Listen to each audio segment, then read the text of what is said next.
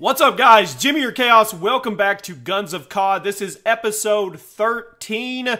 Look for a new Maps of COD soon. If you're new to this series, this is where we are trying to go back and relive every gun in Call of Duty history. It's going to take a long time, but we're on episode 13. We're doing the same with the maps.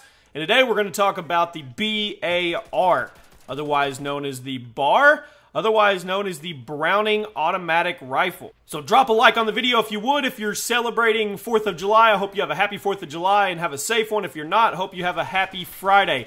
I love what one of the strategy guys says about the BAR, and it fits it perfect. It says the BAR is a robust, full automatic gas-operated light squad machine gun with a detachable 20-round box magazine. We're specifically going to talk about the World at War BAR, but it was in every Call of Duty up until World of War. It was in Call of Duty 2, Call of Duty 2 Big Red One, Call of Duty 3, Call of Duty, and United Offensive.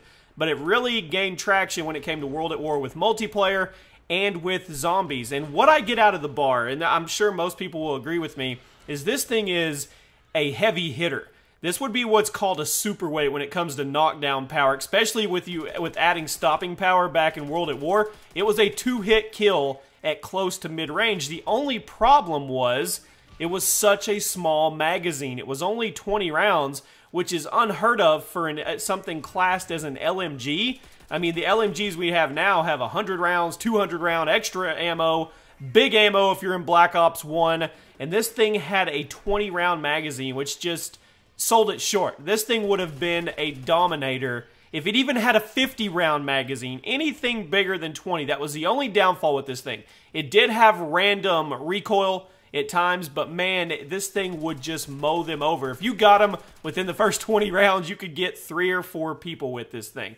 That's what I remember about it the most. The reload time was decent, especially for an LMG, so that was an upside. It was 2.75 seconds loaded and 3.25 seconds unloaded. The rate of fire was very, very low, 375 rounds per minute, but you remember how low the rate of fire was, but the way this thing sounded, it was intimidating, even in a video game when you were shooting at people with this. The recoil, like I said, was very high, and it was sometimes random. The penetration was large, is what they say about it, and it was unlocked at level 4. So, what I want to know from you guys is, what's your favorite memory with the BAR? If you ever played with it in World at War, what was your favorite memory? Did you get a massive kill feed? That was the problem with this thing, is you couldn't really feed with it, because by the time you got through 2 or 3 guys, you were out of ammo. You probably had the opportunity to get a couple more guys, but you'd either have to reload or you just run out of ammo altogether, and that was the issue with this thing. Even in zombies, this thing was a great gun to get,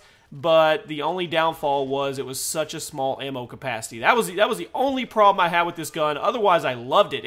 It seemed like it was really agile for an LMG.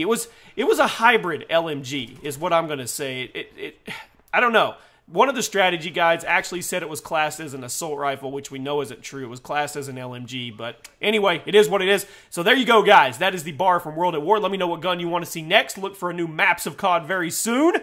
And on the screen now, a previous Guns of COD where we revisit the Black Ops 2 AN-94. You guys go check that out, and have a great weekend.